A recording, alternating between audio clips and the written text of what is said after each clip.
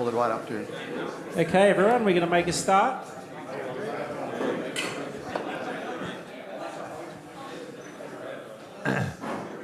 Okay, now that we all have our seats, just going to start off by some acknowledgements. I begin today by acknowledging the Wurundjeri Woi-wurrung peoples, the national custodians of the land of which we gather today, and pay my respects to the elders, past and present, and I also extend that respect to the Aboriginal and Torres Strait Islander peoples here today. Welcome to Innovative Talks, everyone. A great turnout this morning. I'm sure a lot of people battled the traffic and the weather, so great to see a face-to-face audience. This is the first Innovative Talks event that we've had for a while in a face-to-face forum, and we've got a large online cohort, and hello to everybody there. Couple of acknowledgements for some of our industry partners that make this opportunity really great for us, and I might just read out a few. We've got Brian from Surf Roundtable, Brian and Angus here today. Welcome, guys. Brian, you've been a great advocate of our Innovative Talks program, so thank you for your support. We've got the team from the Supply Chain Logistics Association of Australia. We've got Stephen there, and special thanks to you, Stephen, and Kyle as well, who are great supporters of VATIV, so thank you for your efforts. AME, so Laura Robertson, you might be online. Thank you for your help and support of everything that we do at VATIV. The RWTA, who are the Refrigerated Warehouse and Transport Association of Australia. A special thank you to Marianne and Marie. AMTIL, who are also great supporters of VATIV, who are the Australian Manufacturing Technology Institute Limited. So thank you to Greg and his team. And a big thank you to SEMA, the Southeastern Melbourne Manufacturing Alliance. Big special thanks to Beverly, who is also a great supporter of VATIV and the events that we hold. Of course, I'd like to extend also a thank you to our team who work tirelessly in the background to make all this happen. Thank you, Lauren. Thank you, Path. Thank you, team. Anyway, I'm going to stop talking because I'm not a big fan of talking up on the stage. I'm going to invite my colleague, Path, my friend, to take over and introduce everybody to Innovative Talks. Thank you very much, Theo. I have to tell you, I'm very excited to be here. Thank you very much for being here, and it's an absolute privilege to be doing this face to face after it feels like forever, right? So, and by the way, I'm looking around the audience. There's only one other person that got the memo about the floral shirt. No one else did. So it is Floral Friday, so welcome. Hey, I'm really excited to be here and take you through this session of Innovative Talks. For those of you who don't know, this is the second in our series of Innovative Talks. Our Innovative Talk series this year has been a four session of four events. The first event happened on the 1st of April, and that's no joke. It happened on the 1st of April this year. This is the second event, and we have the third and fourth coming up later on through the year as well. Keep a lookout for the VATIV events page, and you'll see what they are. Today's a very special occasion because, as I said, we've been able to gather in person. And we have a bunch of people online. Hey, Sarah, how many people online? We've got 45 people online. Thank you very much for those of you who are joining us via Zoom. I really appreciate you joining us as well. So if I look up there, I'm talking to the camera, right? So I'm just not just talking to the sky. My name is Path Bomacanti. I'm one of the executive directors at VATIV, and I run these Innovative Talk sessions. What is Innovative Talks? Well, you know, you've heard of TED Talks. TED Talks is ideas worth sharing. Innovative Talks is the gems of mindset of continuous improvement worth spreading. That's what Innovative Talks is, and that's the purpose of Innovative Talks. So on the topic of continuous improvement, we don't stay on the surface, we go deep. Today, I'm going to take you into the mindset of continuous improvement, and we have a special guest with us here, Mark Oliver, that I'll introduce later on, and Mark will come up on stage. And between the two of us, we want to take you on the journey of exploring the mindset of the servant leader. So what is servant leadership? What are the behaviors? What are the principles of servant leadership? We'll talk about that as well. But you know, when I talk about continuous improvement, can I have a quick show of hands? How many of you came along to the first one, which is the purpose of continuous improvement? About 3 or 4 of us. You were there. Yes, I know you were there. And by the way, you didn't tell us your name. That's Theo Pappas, everyone, the CEO of Vative. What about on previous occasions? How many people have I seen on Zoom, I think, over the last couple of years? I think quite a number of you on Zoom. And for the rest of you, welcome. I find that the more we talk about change on the surface, and you and I know that all of continuous improvement is change. All of continuous improvement is change. And it kind of brings me back to, my journey started at Ford Motor Company. And in Ford Motor Company, one of the toughest roles that I had there was I was a production manager of the largest production shop floor at Ford Motor Company. So we had about 350, on the books we had 360 staff. This was back in 1997. I'm looking around the room. Some of you may not have been born then, but back in 1997, yeah, John, don't laugh. I'm talking to you as well. Take it. But back in 1997, when I was the production manager for the largest shop floor at Ford Motor Company, it was, in fact, Godwin. I don't know if Godwin, you're online, but it was myself, it was Godwin Rapinay, and a colleague of ours called Santo Palucci, and I'm not sure if Santo's online either. But the 3 of us had to run this shop floor. But what we discovered, though, was we had a budget of 360 staff. We were given an absentee allowance. How many of you have come from the manufacturing sector here? How many of you come from the non-manufacturing sector? How many of you come from no sector at all? That'll be the rest of us, right? So in the manufacturing sector, and I don't know what it's like, and I'm going to ask the 3 ladies over here, do you have any allowance for absenteeism, unplanned absenteeism? You do, right? So back then, our unplanned absenteeism allowance was 9.1%. So for 330 actual roles on the production shop floor, we had 360 staff. But there was a problem. The 360 staff kind of took care of the unplanned absenteeism, the buffer, took care of unplanned absenteeism. But we had a significant problem to deal with. And the significant problem that we had to deal with was this. We actually had 38 of our employees who kept coming to work. And who's just manufacturing people, just put your hands up. When I say light duties, you know what that means, right? So there were people that were being rehabilitated to come back to work through work cover claims. There were 38 such people. So effectively, we were running the shop being 38 people under and struggling to meet production requirements. We had a plant manager then who effectively turned to us, and we used to report to the plant manager, effectively turned to us and said, "You've got to manage it. That's your job. You're the production manager. Just do it." He used other expletives in the middle there, but just do it was his kind of edict to us. And Godwin and I and Santo, we had a tough job at it. But I tell you what changed. I tell you what changed to enable us, and I will tell you this, the upshot of this story is that out of the 38 people, we managed to get 33 of them back online, 33 of them back into full-time work. But what I want to talk about today is the mindset of that actually gave us not only the ability to bring people back to work, but know the structure and the framework which will enable us into the future to continue to bring people back to work. You see, continuous improvement cannot work without a framework. Continuous improvement, and you know what I mean by framework? Who's heard of DMAIC as a framework? Who's heard of PDCA as a framework? Who's heard of Agile as a framework? Take any of those. They're all continuous improvement frameworks. All of continuous improvement is about creating change. We needed to create change on the shop floor. And to create change on the shop floor, we had a tough time. But I will show you today what really helped us to shift that.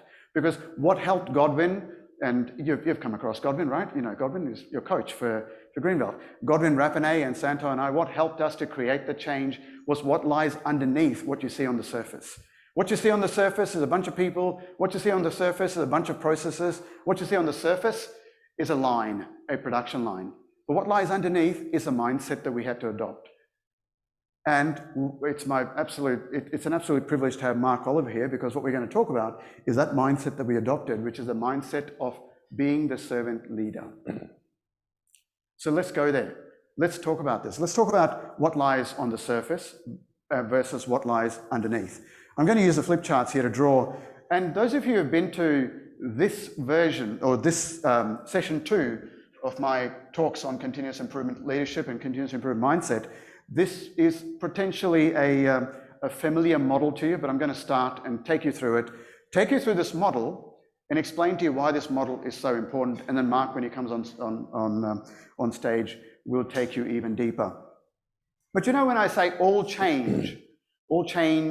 continuous improvement is change. Change is typically felt and can be measured on the external. What do I mean by that? Change is typically seen and felt on the external. What do you think I mean by that? Hey, team, is it okay if I ask you lots of questions? All good? I've got a few yeses. Is it okay if I ask you lots of questions?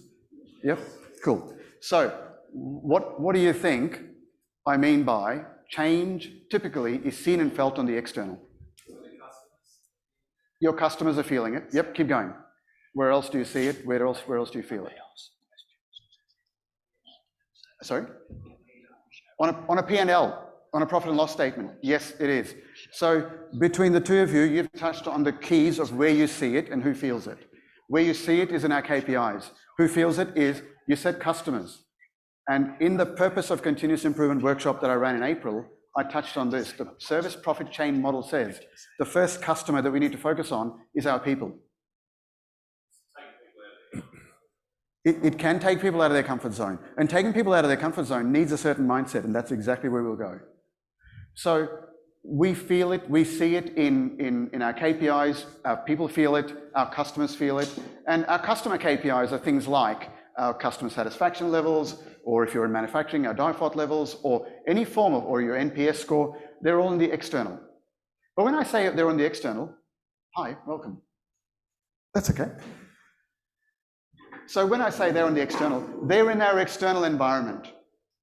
So if we want change to be seen and felt in our external environment, I'm going to write the word environment up there.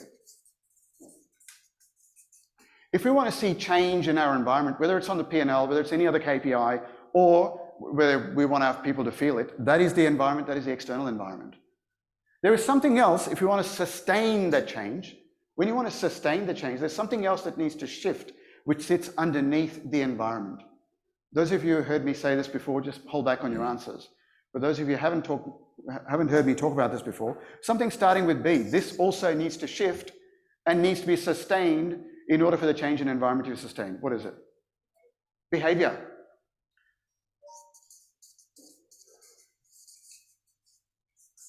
So behaviors also need to be sustained. Behaviors are about our people, and you know what you said about taking people out of their comfort zones? Well, we've got to be mindful when we do that, but that is what it is. There has to be a shift in behavior, but these shifts in behaviors need to be sustained as well. In order for shifts in behavior to be sustained, there's something underneath it that also needs to shift. What do you think it might be? Ability. Yes, it is. It is ability. Ability. And in fact, I'm going to use the term knowledge and capability. What's the difference between knowledge and capability? I'm sorry? Yes, it is. Knowledge is the knowledge, the stuff you know. The capability is the application. We need to take care of that as well. Now, I've drawn a line there because most organizations do this well. Most organizations measure their environment, understand what behaviors are delivering that, and deliver the right knowledge and capability in order to sustain those behaviors, in order to sustain change in the environment. Team, does that make sense? Most organizations do that. I've drawn a line there because there are 3 levels below that some organizations don't take care of, but when we do take care of the 3 levels that are below, change is sustained for the long term. Purely taking care of training our people and assessing their capability, or training our people and knowing that they can do the job that they need to do is not enough. Yes, that will shift behavior, but if we stop there, I will tell you what happens. If you stop there, you'll have people that gain the knowledge and go elsewhere. We need to take care of other stuff that's below. So there are 3 levels underneath, and I want to touch on these 3 levels, and I want to talk about these 3 levels, but there's a word that we're going to use to encompass these 3 levels that are below the surface. The 3 levels below the surface. The first of these levels. Any clues? Just have a go, those of you who haven't heard this before. Have a go. What do you think might be the first of the levels that sits just below knowledge and capability? Our mindset. Cool. Okay. I'm not going to write the word mindset because I've used the word mindset before. The three of these do enhance and set mindset, definitely. There are 3 levels underneath. What else could it be? It is related to mindset. I'm sorry, say again? Reinforcement and recognition. Now, I'll tell you what reinforcement and recognition does. The recognition part, and I will tell you what this level is. This level is a level of values and beliefs. When we value recognition and we reinforce the belief that that knowledge and that capability is important to our business and to the people in the business, that's when our delivery of knowledge and capability can be sustained. So I'm going to write the word values and beliefs down here. Values and beliefs. So what are values? What are values? What's the definition of the word values?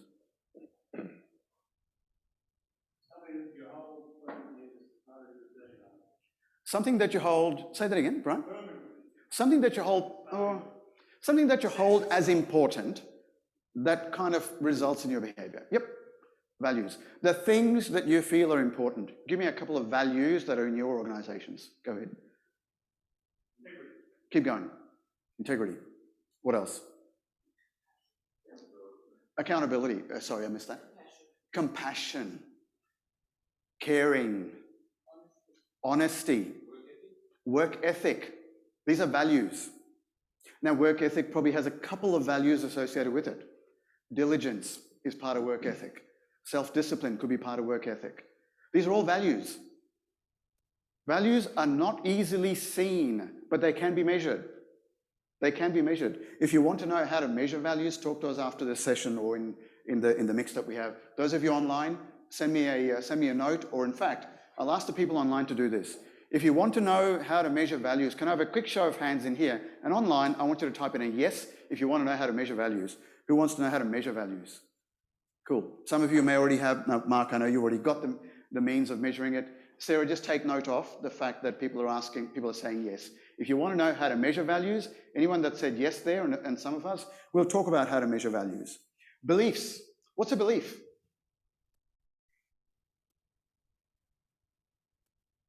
Now, you're sitting there trying to define the word belief without using the word believe, correct?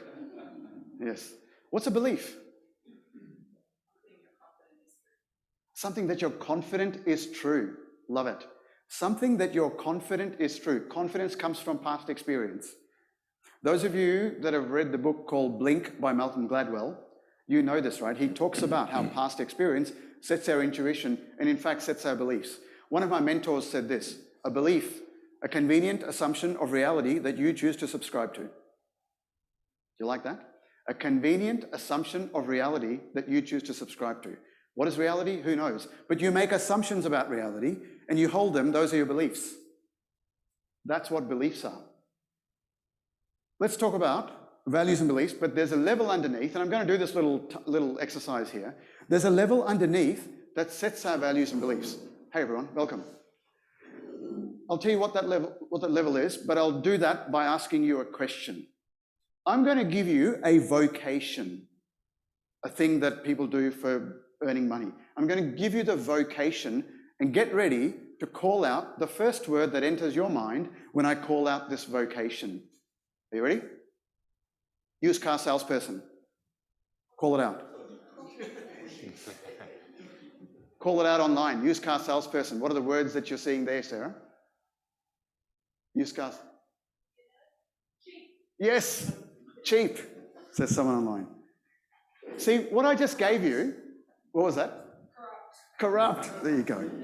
But what I just gave you is a stereotypical vocation, right?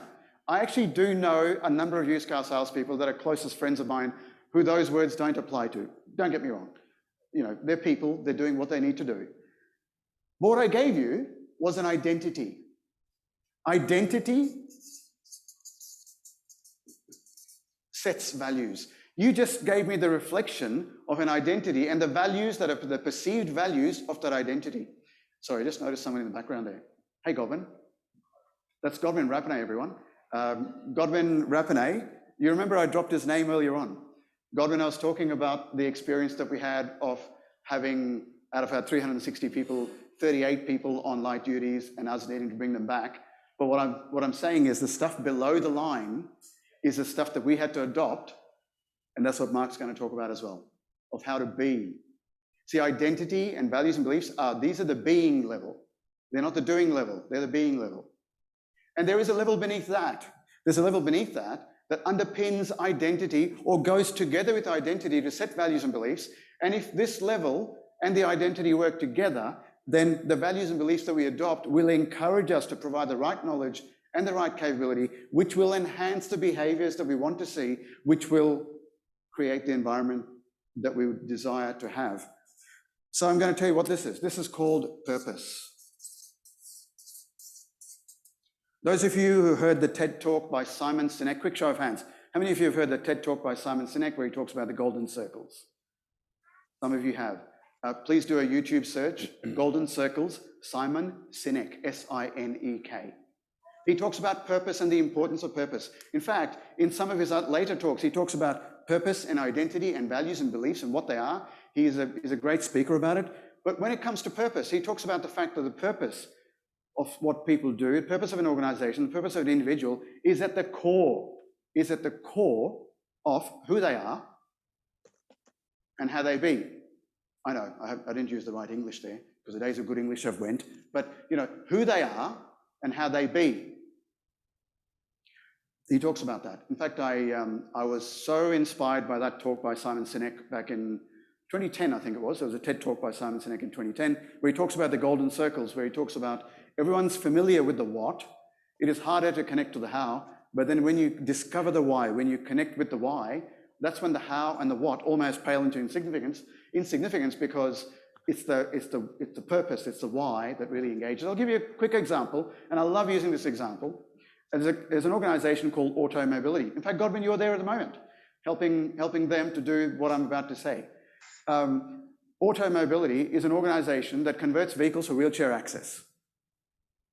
They convert vehicles for wheelchair access. If you were to talk to Jeff Waters, who is the CEO, who's the founder of Automobility, and I know him well because he's a good friend of mine, we play cricket together. But Jeff Waters, if you were to talk to him, let's say about 10 years ago, before I worked with him, if you were to ask him what he does, this is what he would say. We convert vehicles for wheelchair access. Is that a what? Is that a how? Or is that a why? It's a what, isn't it? It's a what. We convert vehicles for wheelchair access. That's what you do. I know I asked him a clear question, which is, what do you do? And he gave a clear answer. We convert vehicles for wheelchair access. But how engaging is that relative to what I'm about to show you? Relative to what I'm about to say? When I worked with him, in fact, what I did was I picked up the Simon Sinek Golden Circles. I created a little training program around it. And using that training program, I've enabled close to 45 different organizations discover their true purpose. I've helped dozens of individuals discover their true life purpose. The work that I did with Automobility helped them to discover truly why they exist. And this is what Jeff Waters says if you ask him now, hey Jeff, at a barbecue, what do you do? He says this, listen to this. We enable the disabled community to have freedom, independence, and a quality of life. How did that feel? How did that feel? Tell me how it felt. It's so much more powerful. So much more powerful. Now, the funny thing is, you ask Jeff the what question, he'll respond with the why. That's how powerful a why is. And I will tell you this, when he says, we enable the disabled community to have freedom, independence, and a quality of life, if you are anywhere in any way connected to that community, it hits home. It just connects.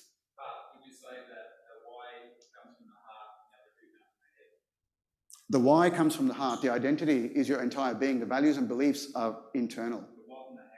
The what and the how are the external. The what and the how are up here. The what and the how. And to teach the how. That's up there. Spot on. Spot on. The why is intrinsic. So it's important that we discover purpose. By the way, after I did this for about 38 different organizations, helped them discover their why, I wrote back to Simon Sinek. And I said, Simon, thank you very much for what you've given me. I'm eternally grateful for what you've done in that video. And I have used that to help 35 different organizations to discover their true why. And each time it brings them close to tears because they're finally connected with why they exist. And the why of the organization is deeply connected with the why of the people that are running the organization. So that's important. And Simon Sinek wrote back. I don't know if I told you this, but Simon Sinek wrote back saying, power to you, that is my purpose. His purpose is to inspire people to do the things that inspire them. He didn't say anything about, oh, copyright or whatever. No, that's BS, right? He just said, power to you, that is my purpose. How cool is that? But purpose. Now, this model here, this model is called, and I'll come back to that, Stephen, I'll come back to the question of mindset, because mindset is embedded here. Mindset is intrinsic. This model is called the logical levels of change model.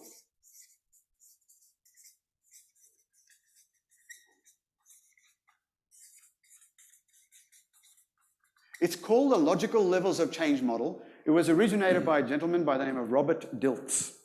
Robert Dilts, look him up. Robert Dilts came up with this, but when he came up with this backwards. Now team, I do have this on slides, and if you go to the next slide, just go to the next slide here if you can, and you'll see that pop up. And those of you who are online and you can't quite read this, you'll see the slide pop up, and just go to the first, yep, go forward, and you'll find the word environment will pop up. Yep, oh, we're just trying to share screen. Thank you, Sarah, for doing that. Environment, and what sits below environment, if you go to the next bullet point, it will say behaviors. If you go to the next bullet point, it will say knowledge and capability. And then you keep going and you'll find all 6 of these levels. The reason why this is called the logical levels of change. Thanks, Sarah. The reason why this is called the logical levels of change. Who's heard of the root cause analysis technique called 5 Why? Can I have a quick show of hands, please? A lot of us have. For those of you who haven't heard of that technique, it is simply the technique of asking why between 4 to 6 times. And when you do ask the question why between 4 to 6 times, you will come up with the root cause. And you know you'll come up with the root cause because you'll discover, and team, I will say this is about continuous improvement. This is about the foundations of continuous improvement. Human error is never a root cause. Those of us who are continuous improvement professionals, you know this. Human error is never a root cause. When you ask the 5 why question, you'll come down to something which is process, something which is system, then you know you have the root cause. The reason this is called the logical levels of change is this. I'm going to do a 5 why in front of you. Why is it that sometimes when we make changes in our environment, they're not sustained? Because behaviors are not sustained. Why is it that behaviors, you see, that's talking about human error. Why is it that behaviors are sometimes not sustained? Because people potentially don't have the knowledge and capability that they need, or we haven't set it up so that the knowledge and capability doesn't need a 4-day training program, but it's clearly visible in the work environment. Why is it that we don't sustain that? Because our values and beliefs are not aligned to sustaining it as leaders. Why is that? Because we don't know who we clearly are and what our purpose is. Now the stuff, do you like that? 5 why, root cause. Give me some feedback. Does it make sense? Hello. Hello. Go ahead. Those who manufacture and essentially making glasses. It's hard to, like the cycle stuff, it's easy to connect. We've got polynovo, they make artificial skin to help. Yep. Easy to connect. The purpose, sort of comes out. But for those who manufacturing, where it's not as clear cut, Love your question. How do you craft that purpose that people can? It takes half a day.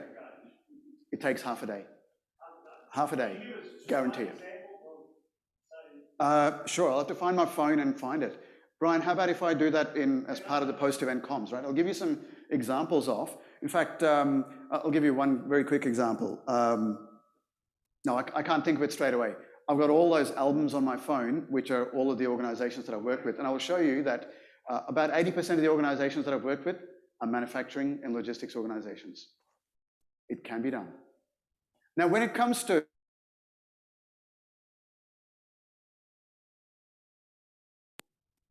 like for example, I'm looking at St. Vincent's pathology, is that correct? It is easy to find. Now, some of these organizations that are more people-centric in the output and the products and services they provide, Brian, you're right, it is easier to connect that clearer. I don't know if I'm using the right English, but you get what I mean. Yeah. And it is not as easy in a manufacturing organization, but in a manufacturing organization, if I can work with the leaders of the organization, the executive, in fact, Theo, this is why we do that executive alignment session right up front. The reason we do an executive alignment session is we connect to purpose, we connect with identity, we connect with values and beliefs, and then we talk about what is a program that our people need to do. We will not, as Vative, provide our services until we do that. Yeah? And that's how powerful the stuff below the line is. Now, the reason I've drawn it this way is because this is like the iceberg. And you know what I mean by the iceberg. There's only a small portion of it that's above. What I'm saying is the impact that we can have by purely taking care of, managing our KPIs, managing the behaviors that energize our KPIs, and taking care of knowledge and capability will have an impact. I'm not saying it will have no impact, but that's the tip of the iceberg. It's what lies underneath, and this stuff here is mindset and culture.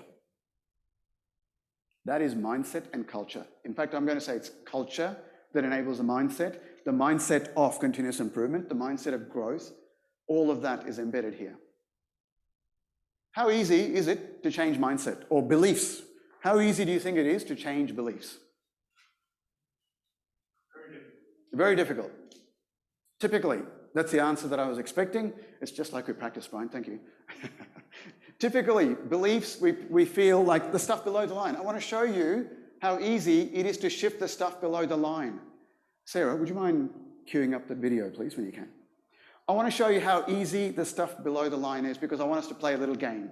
And the game that I want us to play has to do with, there's a video that we'll play. The video is called, actually, I'll ask a question as Sarah's bringing that up. And I asked the three of you this question earlier on this morning. How many of you are cartoon artists? Quick show of hands. None of you? Seriously? Yes, you are. I know that. Michael's put his hand up in the background there. Hey, online, just let me know if you're a cartoon artist. If you are not a cartoon artist, I guarantee you, now what I'm about to show you is that being a cartoon artist, notice what I just said, being a cartoon artist is actually a mindset. It's a mindset. I'm going to show you this. So this is a video called Why People Believe They Can't Draw and How to Prove That They Can. In front of you, and team in the back there, Godwin, would you mind? There are marker pens and stuff. There are no marker pens on this table. Could we get some marker pens on this table, please? Does every other table have some marker pens? Yes, we have. And there are bits of paper. Thank you very much. And there are bits of paper on your tabletops. We're going to do a little exercise. Hold on. Hey, everyone, just bear with me. What I want you to do is this. There are enough bits of paper there for you each to grab around 5 pieces of paper. I want you to grab 5 pieces of paper and a marker pen.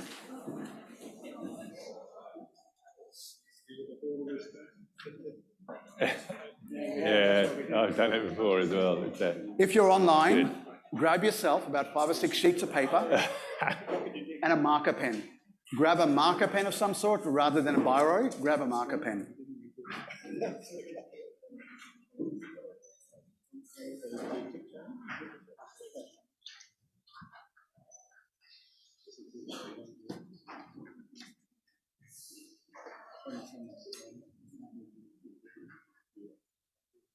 All right, does everyone have about 5 pieces of paper and a marker pen? Yes? Cool. Sarah, it's actually queued up to just the right spot because all this gentleman here, Graham Shaw, said is, he asked the exact same question that I asked you. And what happened there was about 1 or 2% of hands went up. We have close to 50 people in the room, and Michael's was the only hand that went up. What is 1 out of 50 as a percentage? 2%, exactly that. So Sarah, if you're sharing with sound, aren't you? Please play the video. And team, what I want you to do is go along and play along with the video, follow the instructions that Graham Shaw gives you. Enjoy. About 1 or 2% of the hands going up. And it's interesting, isn't it? It's a little bit like people think of spelling or singing. They think, well, you can either do it or you can't. But I think you can. Because when people say they can't draw, I think it's more to do with beliefs rather than talent and ability. So I think when you say you can't draw, that's just an illusion. And today I'd like to prove that to you. Now, when I say draw, I'm not saying we're all going to draw like Michelangelo. We're not going to be painting the Sistine Chapel ceiling. But would you be happy if, by the end of this session, you could draw pictures a little bit like this? Or even a little bit like this? Well, actually, there's only two things you need to do to be able to achieve this. One is have an open mind. Are you up for that? Yes. And two, just be prepared to have a go. So grab a pen and a piece of paper.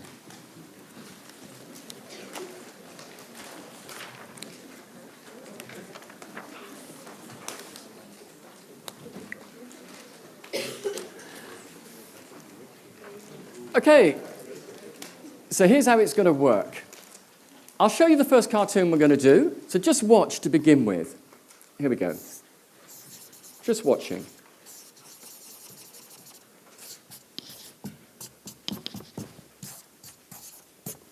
That's going to be our first cartoon. It's a character called Spike. So I'd like you to draw along with me. So I'll draw the first line, you draw, and when you've done that, look up, and I know you're ready for the next line. Okay, here we go. Start with the nose. Now, the eyes, they're like 66s or speech marks. That's it. Next, the mouth. Nice big smile. Now, over here, the ear. Next, some spiky hair. Next, put the pen to the left of the mouth. Little line like that. Pen under the ear. Drop a line like that. Pen to the left of the neck. Top of the t-shirt. Line to the left. Line to the right. Just hold your drawings up and show everyone. Hold your drawings up. How are we all doing? Okay.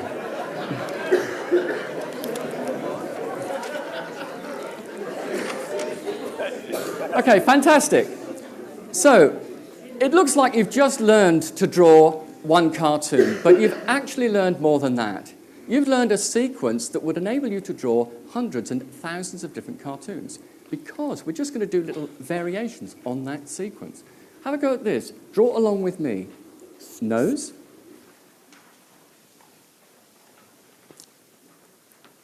Eyes.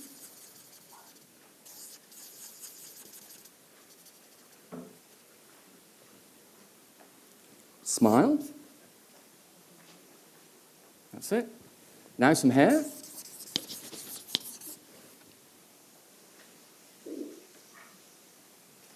Pen to the left of the mouth. Under the hair. Little V shape for the top. Line to the left. Line to the right. So we've got another character. Let's call her Thelma. So we've got Spike and Thelma. Let's try another one. Here we go. Another little variation. Getting the idea. Starting with the nose. But this time we'll change the eyes slightly. Look, two circles together like that. That's it. Then, two little dots in for the eyes. And this time, we'll change the mouth slightly. Watch. Little circle coloured in there. Have a go at that. Next, the ear. Now we'll have some fun with the hair. Watch. Some nice curly hair. Then same thing, pen to the left of the mouth. Little line like that. Under the ear, drop a line. Top of the t-shirt. Line to the left. Line to the right. I think we'll call him Jeff. We'll do one more. One more go. Here we go. You're getting the idea. So we'll start with a nose again. Notice we're doing little variations. Now we'll change the eyes so we've got them apart, and we'll put some little dots in like that. Next, the mouth's slightly different. Let's put a little V shape like that. Triangle. And a little line across, and we'll just colour this little bit in. Now watch this bit carefully, some hair, watch. Here we go, a little line like that. Next, a bit more there. And watch, a couple of triangles to make a little bow. Triangle at the bottom, rest of the hair. Pen to the left of the mouth again. You get the idea. Drop a line for the neck. Another V shape. Line to the left. Line to the right. There we go. Let's call her Pam. So you've done 4 cartoons. You can have a little rest now. Take a rest. You're getting the idea. All we're doing is little variations. We could go on. I'll just demonstrate a couple to you. We could go on all day, couldn't we? You could do someone looking unhappy, a bit like that. Or you could experiment with perhaps someone who's, just draw a straight line. Someone looking a bit fed up. Or perhaps you could do anything you like, really. Just try things out. Look at this. Little squiggle. There we are. So all sorts of things we could do. Actually, one more I'll let you do. One more idea. This is a great little technique. Have a go at this. People with glasses on, just draw a nose a bit like spikes. Next, draw some frames, so 2 circles like that with a little bit in between. Put some dots inside for the eyes like that. Next, the ear, so it's a little bit like we did before. But this time, we'll join up the frames. That's it. Watch this bit.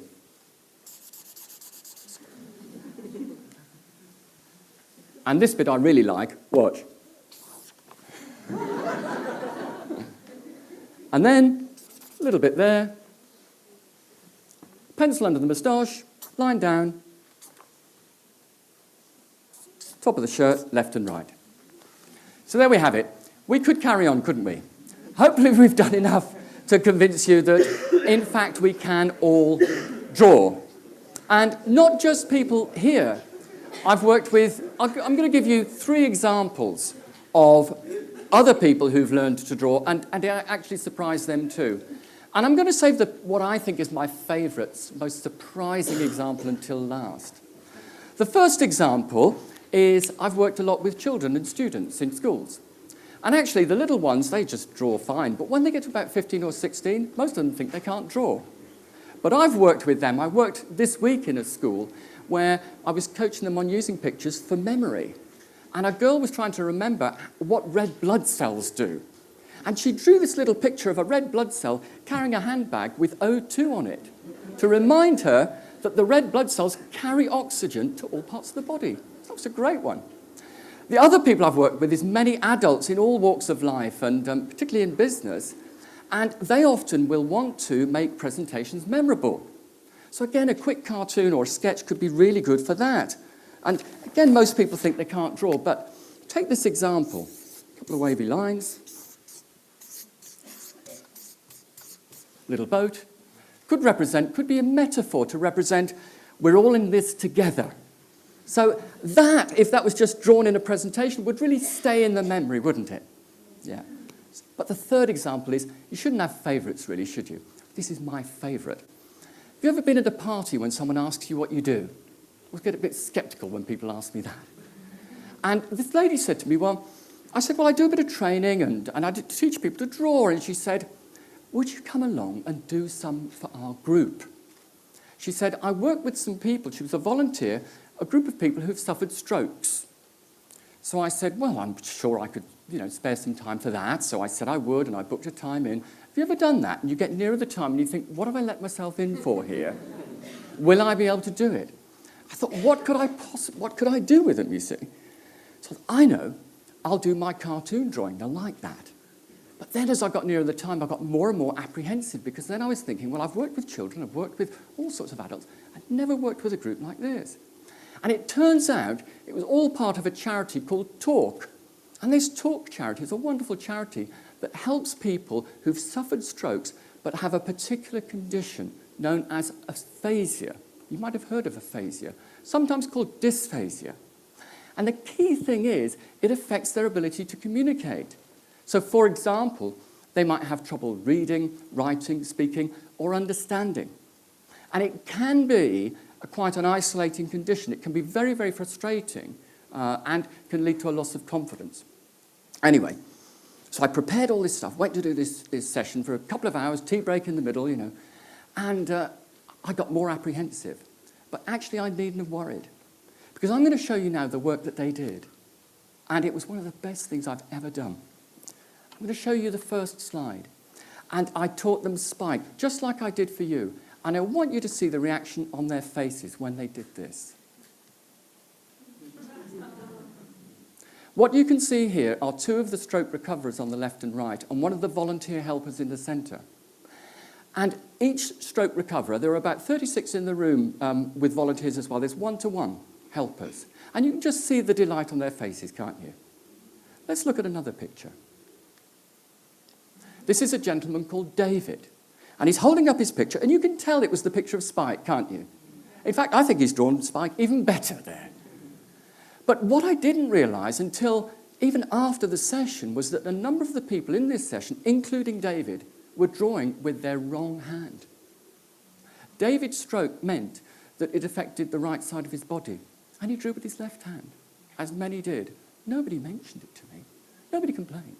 They just got on with it. And it was an inspirational session for me.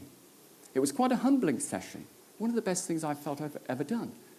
And at the end of it, I had a lovely email from Dr. Mike Jordan, and he's the chair of the Talk group, happens to be a medical doctor, he's the chair of the group. And he wrote to me, and I'm quoting, he said, "Our recoverers learned today that they can draw." He said, but more than that, this sort of activity really builds their confidence. So I was happy, he was happy, everyone was happy. They've invited me back again, and I go in there now about every 3 or 4 months. So it's great. So I thought that was a lovely example to share. Fancy one more drawing? Yes. Here we go. Grab your pens. Here we go. Right, I'm going to get you to draw someone that you would recognise. So, start with a big nose, a bit like Spike's. Next, we'll do some eyes. And you might be thinking, this is also a bit like Spike. Watch the next bit.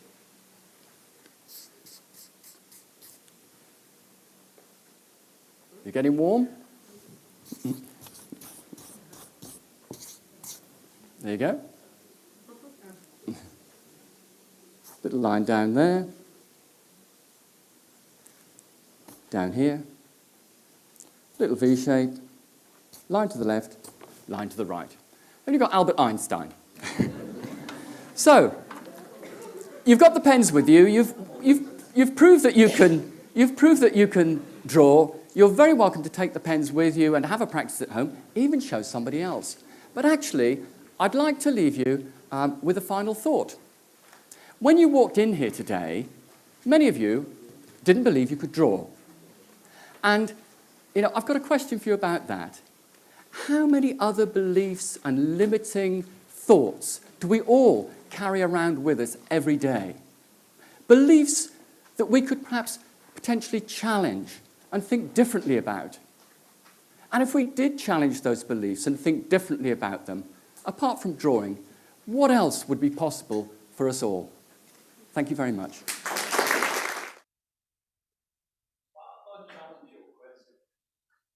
Go ahead.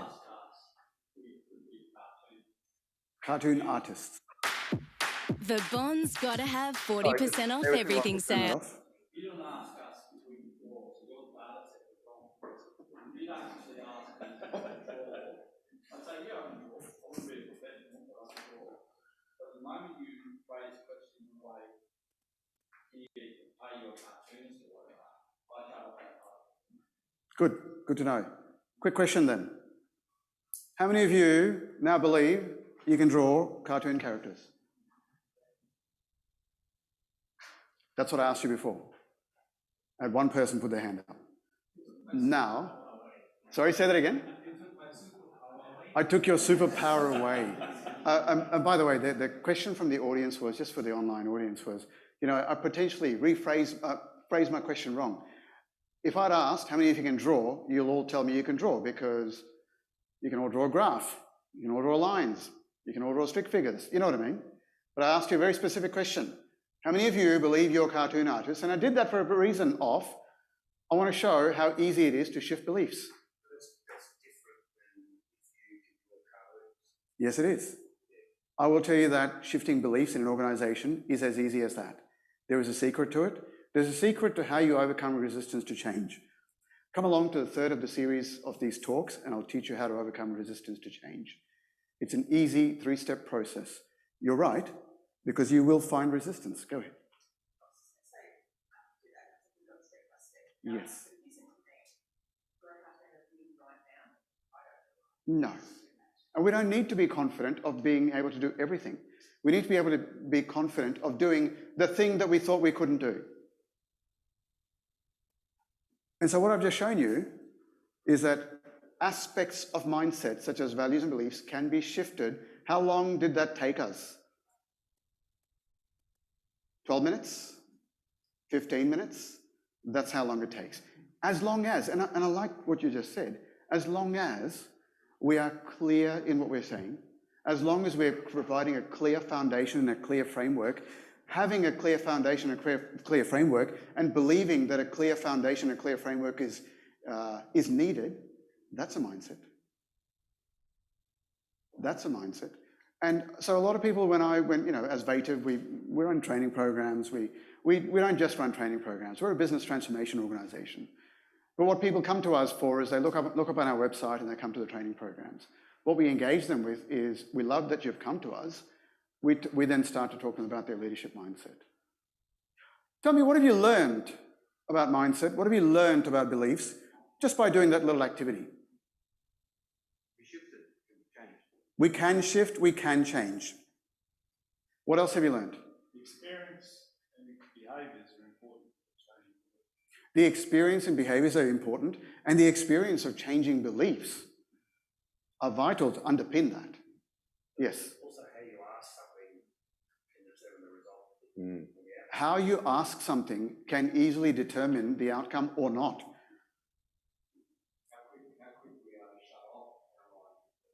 How quick we are to shut off our minds to doing stuff. I'm repeating this so that the online audience can hear what you're saying. When you say, how many of you are cartoon artists here, Yes. it immediately perceives that you're a professional cartoon Right. artist. So notice, spot on. Say that can you draw a cartoon, because you might go, I can draw a cartoon, but I don't think I'm a professional. Spot on, spot on. You see, when we start off with, how many of, I did that question on purpose, which is how many of you think you're a cartoon artist, and asked the same question afterwards, and I got a different response.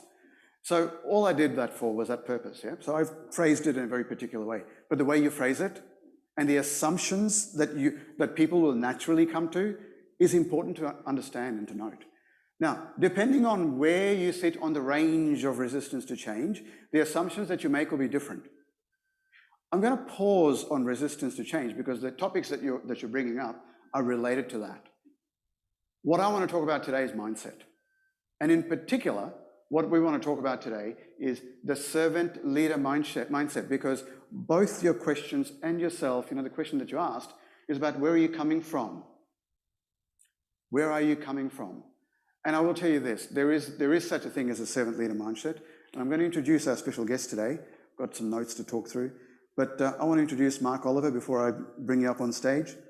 Mark started his career in the UK's 5 Airborne Brigade, where he was a jungle warfare instructor and demolitions officer for 11 years before moving into the civilian world. And for the last 30 years, he's been working with senior executives and facilitated both train the trainer and advanced leadership courses, as well as competency programs and talent management and assessment programs for global organizations. Mark's educated at the University of Cambridge, followed by the Royal Military Academy Sandhurst and the Royal School of Military Engineering. And Mark, I know that you've worked in 25 different countries, 60 nationalities across 25 different countries, and is internationally credentialed in, is it more than 20 psychological assessment tools? Yeah. And Mark has also set up the international leadership development consultancy called Mark II Consultancy in 2002 with the purpose of to turn unengaged and unproductive staff into high-performing teams, to go from that individual to the team mindset. And it gives me great pleasure to ask Mark Oliver to come up on stage. Mark Oliver, everyone. Thank you very much, Buzz. It's a pleasure to be here and great to see so many people. And I can't see you, but here there are so many people watching virtually. Mark, I thought we could take a seat, and the way I thought we could do this was I've got a bunch of questions and stuff, and rather than you talking through some slides or something like that, I know you've got stuff written underneath as well. But is it okay if I go through a bunch of questions with you? Yeah, absolutely. And that way, team, this is how we love to engage, which is I'll be asking Mark a few questions. If you're online or if you're in the room and you want to ask Mark other questions, feel free to do so. But Mark, I talked about servant leadership on this session here. What's your experience in the field of leadership? Just give us a background to that. Well, I joined the Army just before I went to university and then did a whole load of training afterwards. And the preeminent officer training in the British military is called the Royal Military Academy Sandhurst. It's where all British Army officers go, where a number of officers go from around the world because it's held in high regard. And it has just one motto, which is serve to lead. So it's very much an ethos around service. Say that again, serve to lead. Serve to lead. Very much an ethos about being a servant leader. Now, how well officers do that, of course, it will vary. Like any organization, there's good, bad, and indifferent leaders. And it's the same in the British Army, from my experience. But my experience also is the very best leaders I've experienced have been in the British Army. They focus very strongly on leadership. It helps accentuate people's leadership capability. Conversely, the very worst leader I've ever experienced has been in the British Army as well. So it's like it's an extended normal distribution. He was one of my colonels. I obviously won't mention his name, but so like any organization, you get this range of leadership capability, but the military really focus on leadership. And in extreme environments, it gives a chance possibly for leadership capability to blossom more. Beautiful. When I was talking about that and I drew that iceberg picture there, there is stuff around servant leadership as well, but when it comes to the iceberg and continuous improvement culture, what is it that lies underneath the surface of leadership? I talked about change. What lies underneath the surface of leadership? I think one way that I commonly present leadership generally, and I think servant leadership is one way to lead. I think there are another 3 ways to lead. Servant leadership is a very important way, is that we can only lead others to the extent we lead ourselves, and we can only lead ourselves to the extent we're self-aware. And that's how I'd line up with the iceberg part that you showed. So if I was to sort of show it here, because this idea of mindset, I think, is critical for any improvement. And I think there's some very good challenges in terms of exactly what was said, and how communication is so important. But what I'm saying is, it's not a proof, and that probably won't show, but that leadership, I can only lead others to the extent I lead myself, and I can only lead myself to the extent I'm self-aware. Now, just out of interest, this is not a proof, but who here would agree that that's true in their own experience? And online, please, also, do put your hand up for Sarah. Who would go, yeah, from my experience, that's true. I can only lead others to the extent I lead myself. I can only lead myself to the extent I'm self-aware. Who would agree with that? So, good question. So what I mean by lead myself is, have you ever had the experience where you go, I know this is the best thing to do, maybe to work with Robert, but I'm so pissed off, stuff it, I'm just going to hit him. Now, leading myself would go, okay, well, my emotions, I want to do something different, but I'm leading myself by going, no, this isn't appropriate in this situation. The classic might be, let's say Robert worked for me and I know his intention's good, he's trying to do a good job, but he's stuffed up on this particular job. Well, everybody makes mistakes, but if I just then went, oh, stuff it, and I just sort of punished him for that, that would be, I'd argue, a case of not leading myself, because I'm actually letting my emotions drive me in a way that's totally inappropriate in the situation. Does that answer your question? It's a critical question. Okay, so most people, I do it around the world, hundreds of thousands of people, cross cultures, 60 cultures are mentioned, and actually, Sarah, what sort of percentage online as well? Okay, so my experience is that 99% of people will go, more than 99%, yes, that's true. And it's not a proof, so if you don't feel it's true, no problem. It's a huge number of people. Now, if that's true, some very important things follow, if that is true. And maybe if we look at servant leadership, in fact, can we show the iceberg slide? Because I've got a slide of that. Let's So go forward a couple. Sort of prepared. One more. Yep. So that's representing that as an iceberg. So hopefully it's much clearer for those who are online. And the behavior is what you can see. Agree? You can know somebody's behavior. Do you agree with that? You can know what they say, what they do, what they don't say. So for instance, if Brian said, Mark, can you please pass me your pen? And I just looked at him, that could be very definite behavior. So it's any of those things. Can we ever know somebody's intention? 100%, somebody else's intention. I'd say it's not possible, is it? You can be 99% sure or 1% sure, but you can never know for certain. Even if somebody tells you their intention, can you know that? You can't be sure, can you? You can't be certain. You can be 99% certain or whatever. I'd argue it's sometimes hard enough to know our own intention. Now, servant leadership is commonly talked about above the line, and there is an element, the behaviors I do. But Parth mentioned the importance of going deeper, and to go deeper is to recognize actually what's the most important part of servant leadership is the part below the line. So when I serve somebody, that's a behavior someone can see, and that's important and typically helpful.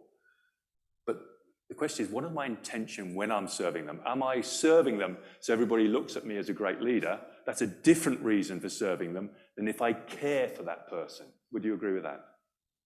And that makes a big difference. So this idea of going deeper, I think, is critical, which Parth has started talking about, and it makes things much more real, I'd argue. So that's a sort of initial. Great, that is amazing. That's really, really insightful to talk about self-awareness as a start off, leading self, which means that we can lead others. Yes, and so that would say, if this is true, then we can only lead others to the extent we're self-aware. I can only actually really servant lead somebody even, which is serve somebody, to the extent I'm really self-aware, because the critical question becomes, why am I serving them? Service is a very important trait, and there are industries, the service industries are very important industries in a society. What is key is, why am I doing that? What's the intention? So what is servant leadership, in your opinion at least? Service leadership is the putting of somebody else first, in essence, and of course that's an intention. And behavior can affect our intention. So we've got on the left hand, above the line, this sort of simile of an iceberg. The bit above the line is behavior, what you can see, what you can know, potentially, and the bit below, which you can never know, which is a really nice simile.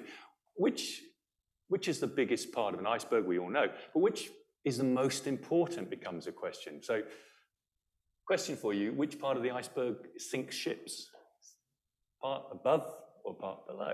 In many ways, the part below, it's a nice metaphor, is the most important part. And so service leadership is really putting somebody else's needs, especially maybe their desires first, and helping them achieve them. Beautiful. What a beautiful definition of servant leadership. You'd almost want to write that down. Yeah. Servant leadership is putting others first as an intention for self. As in your own intention is to put others first. And of course, Love it. the key is, why am I doing that? And that becomes a very important purpose. You know, you mentioned about behaviors versus intention. Do you want to talk a bit more about behaviors versus intention? Okay. Well, we talked about changing mindset. How about we look at mindset right now? Maybe we might change some individually, because there was sort of potentially some change of mindset in the exercise Parth did, and potentially not. It doesn't really matter. It's just a chance to learn. But the biggest learning we get, I would suggest, or my biggest learnings have been when I've changed my mindset rather than gained a new skill. Now, gaining a new skill is very important, often really helpful, but the most important learnings have been when I've changed my mindset. Who else has found that, just out of interest? Most important learnings when they've changed their mindset. And online, Sarah, is there sort of some reaction there? But put a yes if that's true for you online as well. See, quite a few yeses come through, yeah. A number. Okay, well, a question for you. Behavior and intention. Let's look at that side. There's the definitions of behavior and intention.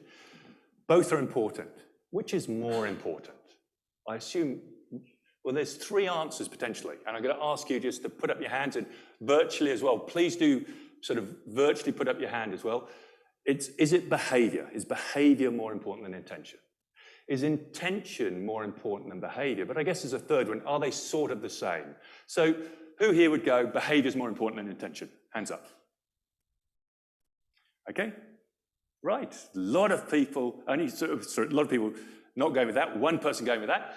And online, how many people, roughly? Behavior more important than intention? And Sarah, if there are any comments, by all means read them out if you can.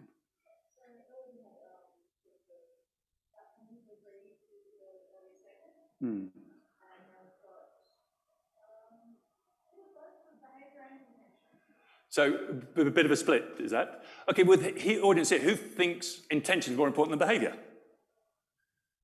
And, okay, a lot more. Who thinks they're about the same? I can have my hand up twice, can't I? Yes, you can. And who doesn't care? Just want to check. Anybody not care? Few of you. Okay, well, what does a Western society tell us? Which is more important, typically? Behavior or intention? Behavior. And it's easy to buy in that, and that's wrong. I'm going to put it very starkly. Intention's much more important than behavior. I'm not even going to say just a bit more. Much more important. Now, totally understandable if you feel that's rubbish. And you've got to decide what's true. Yes? I was going to say, because the intention, when you're self-aware, right, when you're leading, your intention is to want to bring out the best. Right. Then the behaviour is what you use to drive that intention. So your behaviour as a leader is driven by the intention to do the right by that person. So for me, the influence of intention is the strongest, but the behaviour is the delivery of that.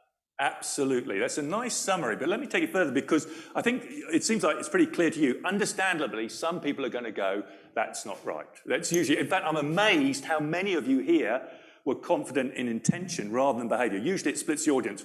Wherever I am in the world, whatever level, executives or below, it usually splits the audience. Far higher proportion were clear it was intention. Yes, Sarah.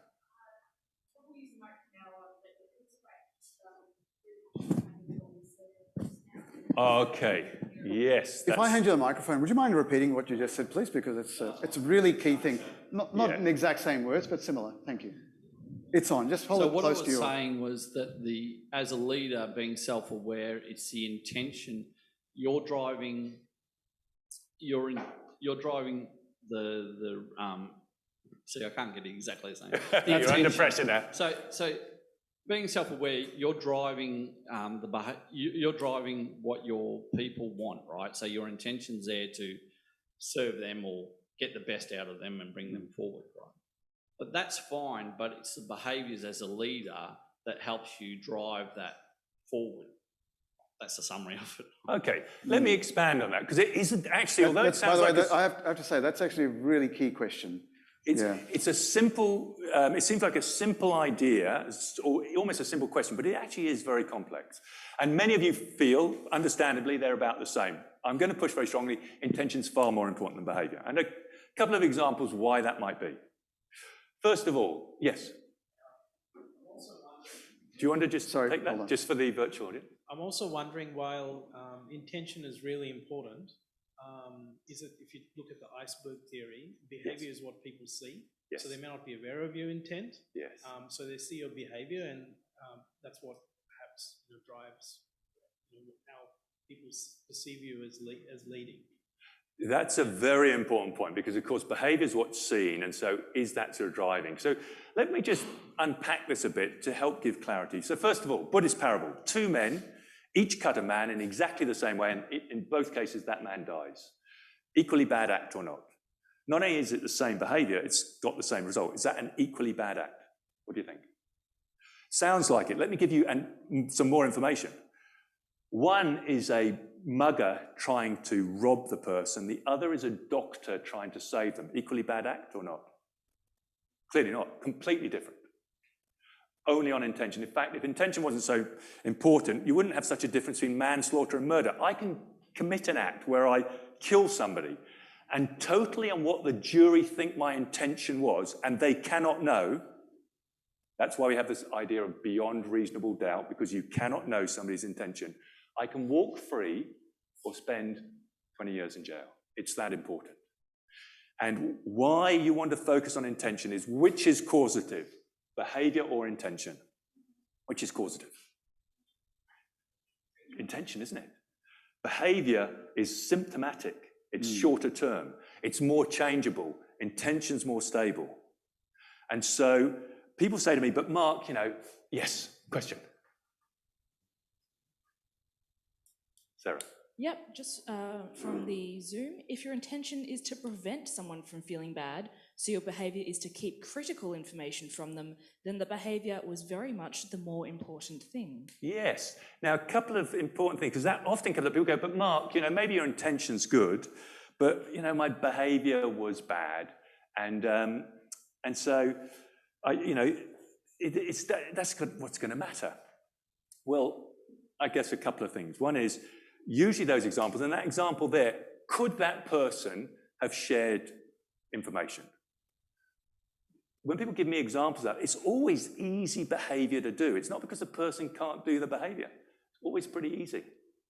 So the question is, why didn't they do it? And because intention drives the behavior, maybe they don't know their intention. When we go, I've got a good intention, but I do something and it's a bad result, maybe I don't know what my intention is. It's hard enough to know our own intention rather than somebody else's.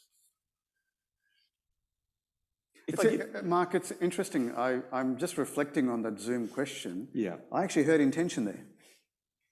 I heard intention. So I'm behaving to not. I'm behaving to serve. That's an intention, isn't it? It is. Yeah. And have you ever had this experience? If you're walking on the street, somebody bumps into you, do you always react in the same way for the same bump? Or do you tend to go immediately what you think their intention is? And if you think it was an accident, would you react differently to if you thought the person did it on purpose? And by the way, you can never know, can you? You can never know. But totally on your perception of the intention, you will tend to behave differently. We know innately it's that important. Let me give you one final thing, just to sort of explore this and bring it out a bit stronger. Two people. One accidentally gives a cup of coffee to somebody and the person dies. The other purposely gives a cup of coffee to someone else and the person lives. So that's a better result. Who are you going to trust? Which is the worst act? The one who accidentally did it or the one who purposely did it? Which is the worst act in terms of the person?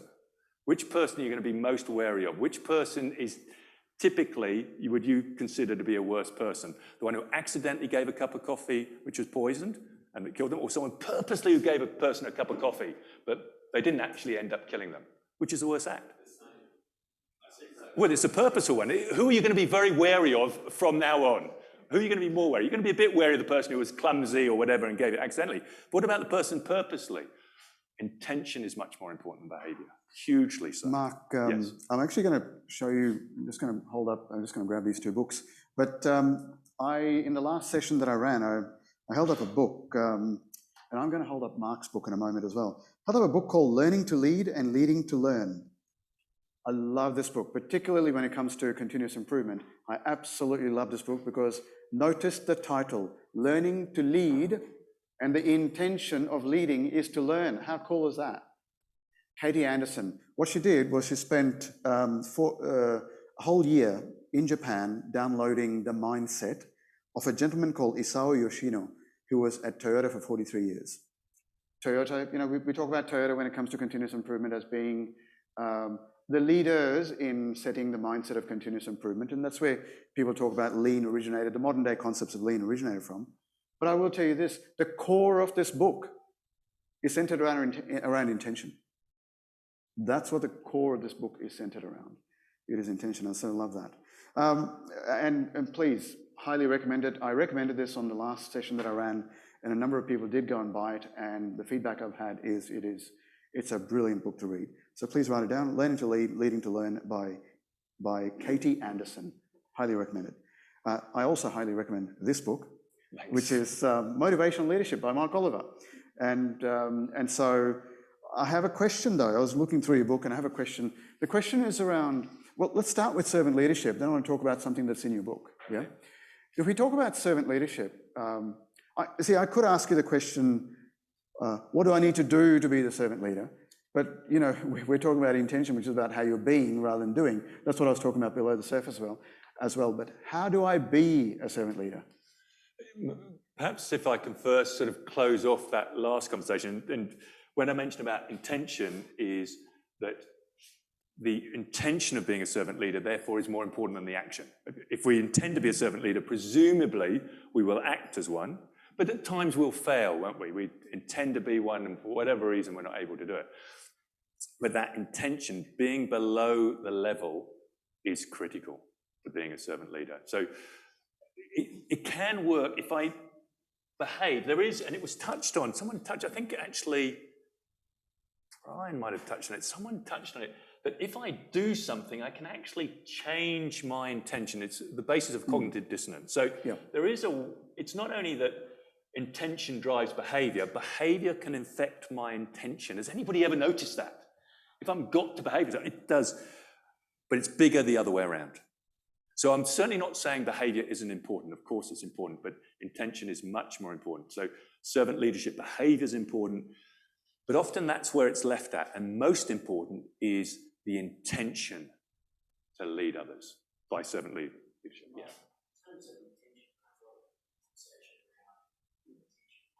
Yeah. Sorry, just...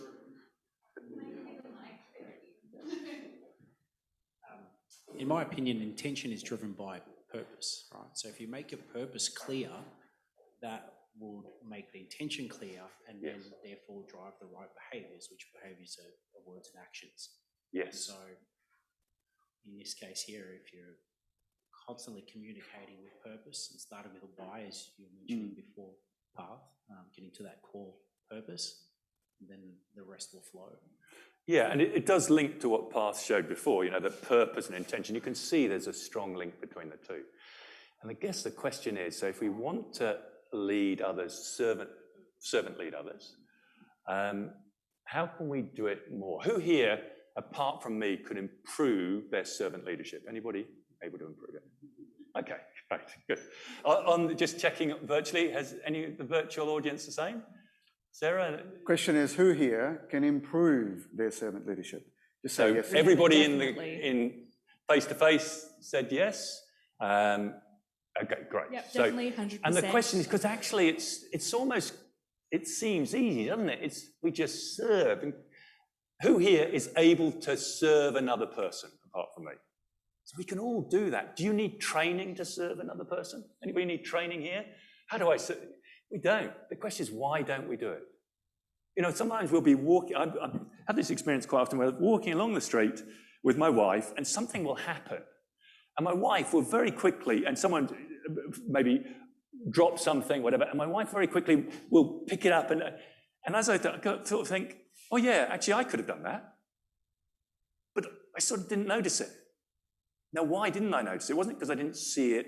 It's because, presumably, my mindset. Whereas my wife's mindset was much more to do that. And what drives that mindset? Why don't we at times serve somebody when we'd be quite happy? Because I would have absolutely, if I'd sort of thought about it, yeah, of course I would have been really happy to do that. But I didn't. Absolutely intention. And how do we change our state of mind? Critically self-awareness. And so I hope you're seeing that to make this servant leadership talk more meaningful, we're going to focus below, because that's what's going to change our ability fundamentally to be better at that. Because you've all agreed you can do it better, and you will get the rewards of doing that. Yes. Sorry, can we just have the mic? Mark, is there also a level of understanding in terms of some things that I struggle with sometimes in my role is, for example, generational leadership. Yes. So having to experience between how I lead a new millennial versus how I lead a baby boomer or a Gen X. So is there an understanding of how to also effectively lead these people to get clearly your intention, the results that you want from them from a performance point of view to take into consideration? Absolutely. And that's where I think the sort of 4 different ways to lead come in. And of course, that would expand the talk. And we're going to keep it to servant leadership if we can, just to give you some really practical and helpful ideas on one key way to lead. And an example I might explain in a work-based, because it can sound a bit sort of non-work if we talk about servant leadership, is let's imagine you're at your office, you're working away, and someone walks in with a whole load of boxes. They're not for you, okay? Whole load of boxes, but they're struggling. Now, I would suggest service leadership at one side of that is if you were to put your work away and you're busy, so it's always self-sacrifice involved in leadership, you know, because now I can't do it. And if you went out to the person, you went, let me help you carry those boxes. That, in a way, would be service leadership, I'd suggest, okay? Didn't take any skill. You don't have to learn any skill to carry them. You just go and help the other person at a cost to yourself, minor cost maybe, because I can't do the work I was going to do. That's service leadership. Another form of leadership, just to give you a bit of an exploration of this area, is coaching leadership. Highly trainable. Now, if I came out and they went and said, oh, by the way, you know, if you do this like this, if you do it, that's more coaching leadership, you know, helping the person skill them up. It's different. There's a time for it. But service leadership is very powerful at connection, cross-culture, cross-generation. If you serve somebody, they feel connected. And one key point about leadership, one other key point, is all leadership is connection. No connection, no leadership. We can manage somebody without connection, but we cannot lead them. And when you serve somebody, they just feel more connected. They don't go, oh, I must feel more connected. They don't even often realize what's happened. They just feel more connected. And that's one powerful reason why service leadership is so effective. And you can imagine people, I was just having a very interesting conversation on my table before this started. I said, well, you know, in the army, what's it like to lead? And often people think it's easy to lead because you just order the person what to do and they'll just do it. If only it was that easy. And maybe it happens a bit in peacetime like that. But in war, just imagine if the officer is with his soldiers, bullets are raining down, and he says, follow me, or she says, follow me, and goes over the trench.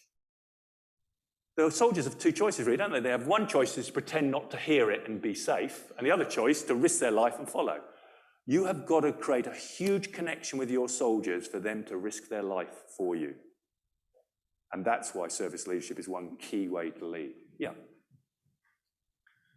Hopefully I've turned it on.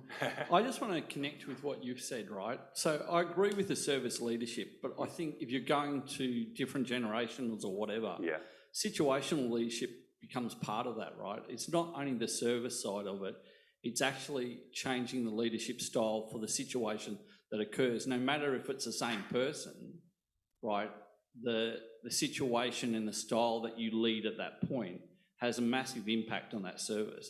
So you can't just apply the service principle without considering the situation that's occurring at that stage. It's a critical point, because question for you, how do you need to lead your people? Just to expand that very important point that's been raised, how do you need to lead your people? As you want to lead them, or as they need to be led? As they need to be led. So situational, and there is a model, it sounds like you know it, situational leadership model. I think actually it's more a situational management model, because it's not so much about connection, but it's a good, you know, do you do directive leadership or management, I call it, or participant management?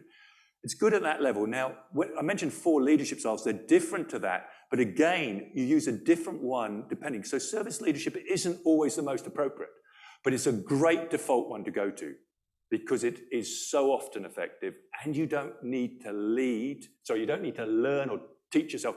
To be a coaching leader, you need to, the coaching is a highly developable skill, you know, lots of work on doing that. Inspirational leadership, well, some people are clearly more inspirational than others, but service leadership, all of us can do well. It's just changing our mindset. And it is So I wanted to start that change of mindset because hopefully many of you are now seeing when you thought behavior and intention are the same, equally important. They're not. Intention is far more important than behavior. But when it comes to service leadership, the key is you are doing it for them, because that comes back to your question about how do you do it? How do you be? Yeah. Okay, another chance to explore things more deeply. There are two fundamental human emotions. We're always in one of these emotions. We may flip very quickly or may stay for some time. Love and its opposite. What's the opposite emotion to love? Hate. And online, what do you think? Hate? A love indifference, we'll come back, that's much closer. I'm going to put to you that hate is no more an opposite of love than is deceit, anger, greed, pride. They're all manifestations of the opposite to love. The opposite to love is fear. Fear is disconnected. Love is connected. I'm talking about big L love. I'm just sort of parental love, brotherly love, those big L loves. That's the other state. And we're either in a fear state or in a love state. So, and it's totally okay to be in a fear state. But the best way to do it is we're either in a selfish state, that's a fear state, or a selfless state, that's a love state. And at times we need to be selfish. If I didn't eat, I'd die. I wouldn't be able to do anything else. There's nothing wrong with being in a fear state some of the time. Big problem, especially as we become adult, once we're adult, to always be in a fear state. Hopefully we go into a love state. Now, what a deep understanding of leadership is that there are 4 ways to lead, and leadership is always out of the state of love, of selflessness. That is the key difference. So what you're saying is that underpinning any of those styles of leadership, if there's one value you'd call out, one way of being you'd call out, love is it? I'd say one way of being, yes, which is represented by our emotions. Emotions are clearly below the line, they're deep in us, is love. We can only lead others when we love. Even in the military, it's clear. So there's a person called Colonel Keeble, who had all war is horrible. He's had the experience of being a second in command in the Paras during the Falkland Islands. A few of us are old enough to remember that horror. I went down to the Falklands after the fighting, and unfortunately we're seeing the horror of the Ukraine war at the moment. All war is horrible. And out of that experience, he just said, he left the army and taught at one of the preeminent business schools in England called Cranfield, and he just has one comment. He says, managers manipulate, leaders love. So the challenge for you is, if you do not love your staff, you cannot lead them. Not possible. I'll put it to you like that. Now, I'm not talking about romantically love them. That's something else, okay? I'm not talking about that. I'm talking about big L love, paternal love. Not possible to lead them. I'm not saying you should love them, you shouldn't love them. That's only a decision you can make. But who here would agree? Some people you work with are hard to love. Anybody have that experience? Very quickly, a lot of hands went up there. And I'm guessing those on the audience, in the virtual audience, will agree. And there's a question for you as a leader. Either can you get to love them? And if you can't, what's best for them and best for you is you move them to another leader. Now, if you're the CEO of an organization, of course, that has big ramifications. But remember, when I say lead, you're not sort of directly leading. If you're a CEO, you're not leading all the operators in. I'm talking about the ones you directly lead. You must love them. That is the challenge, and that's the real basis. Because when you love somebody, you serve them, no problem. Is love and respect the same, or because you always have to lead with love? And you, like you said, you might not love everyone. So the question is love... It's a great question. And respect, do you want to just tell the virtual audience that, because it's such an important question? So when you say with love, do you always have to lead with love? Like you mentioned earlier, you don't necessarily, might not love everyone. You're not going to get along with everyone in your workplace, let's say, or in your career. So is leading with respect the same as leading with love, or are they two separate entities altogether, or approaches? Do you see two critical questions came out of that question? The first is, sometimes you don't like some of the people. Who here has children who at sometimes they don't feel they like? Do you love them? Do you love your children? So it's different, isn't it? We're not true. Sometimes we don't like our stuff. You still got to love them to lead them. Whether you like them or not, that's our own problem. That's my own issue to deal with. If I like something, I don't like something, that's my own issue. But to lead them, I must love them. The other critical thing you'll often hear in management theory, be liked, be respected, which is better? They say respected. Both of those are lower level. Those are management things. When it comes to leadership, that question is irrelevant. You don't, well, I'm going to put it to you, and as a parent, it's interesting. It's actually when we focus on parenting our kids, do we parent them going, I must get there, they must respect me? I would say I hope not. It is a mindset we can get into. I would suggest to you it's not real parenting. It's conditional love. That's not real love, is it? Conditional love isn't real love. We're talking about the higher levels. Conditional love is a selfish love. I'll love you, Paul, if you behave like this. That's not real love. Real love is irrespective. It doesn't mean soft. It doesn't mean I'm going to go, oh, you can do anything you want, Paul. No, I might be really tough.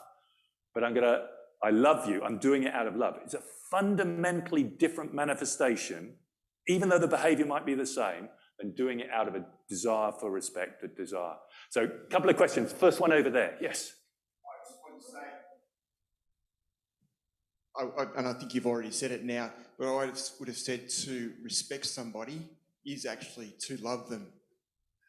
It's a form, it's a manifestation. It's a I think that's a great love. point. It is, I would say, I love somebody, I automatically respect them, not because of their skills, not because of who they are, yes.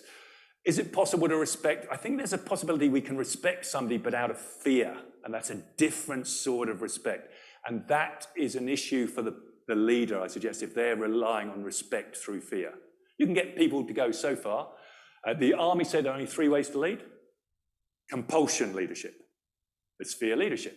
You can go pretty far, but even in the military situation, it's not as powerful as persuasion leadership, which is you sort of persuade people this way. But neither of those is nearly as powerful as example leadership, the leadership of example. And that's where love comes in. If I love somebody, I'm going to risk myself for them. I'm going to serve them. I'm going to do all these leadership things. And I don't even need to think about it. Mark, we have a couple of questions and comments online, which Sarah's going to call out. So just from Chris, is the love for individuals or a collective brief? If we are clear on the purpose or brief, we hope all are working towards it. I'm a big fan of purpose. I'm not.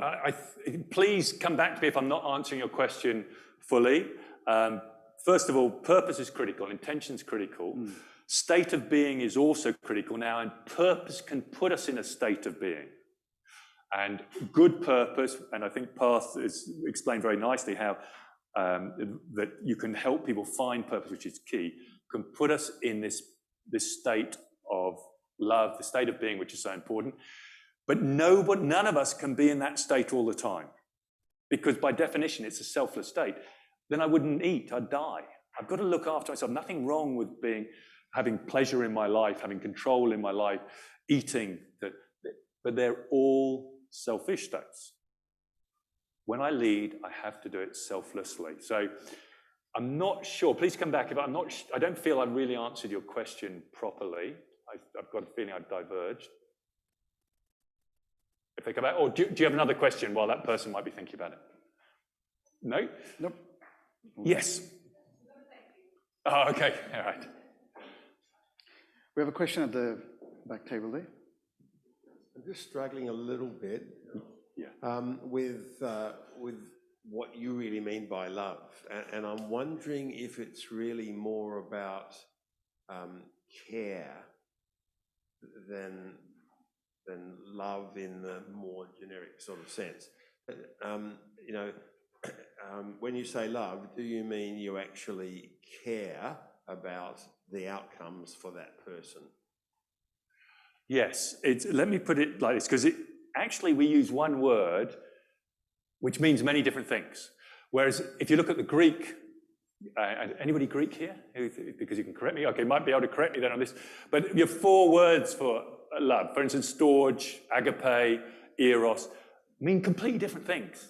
They actually help you give a definition. Now, we have to put a word in front to understand what it means. So, romantic love. Oh, now we understand that love.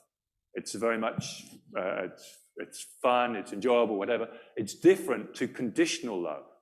Now, that's different to maternal love, isn't it? We have this sense. So, what you've asked is it's a hard question to answer directly. So, I'm going to answer it by doing this. So, maternal love, you get a sense of what maternal or paternal love.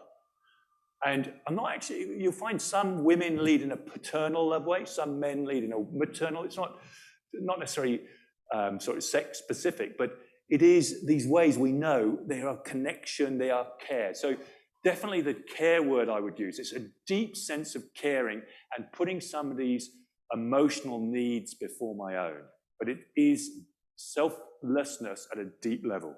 Does that? Mark, I think I have a definition. You've got a thumbs up there, but I've also got this definition of, of love, which is where Mark is coming from. I've got a description, then I've got the practice of, and you'll like this, you'll love this. Love is a vital force that gives us energy and direction. It connects one with another. It's about connection. Love has connection in it. Love is having a deep connection to someone or something with detachment and free from expectation. It thrives on acceptance and appreciation. Nurtured by commitment and seasoned by gratitude, love is our greatest gift. I'm just reading out a definition. The practice of love, I've got 6 bullet points here. I allow myself to connect deeply. That is the big L love that you're talking about.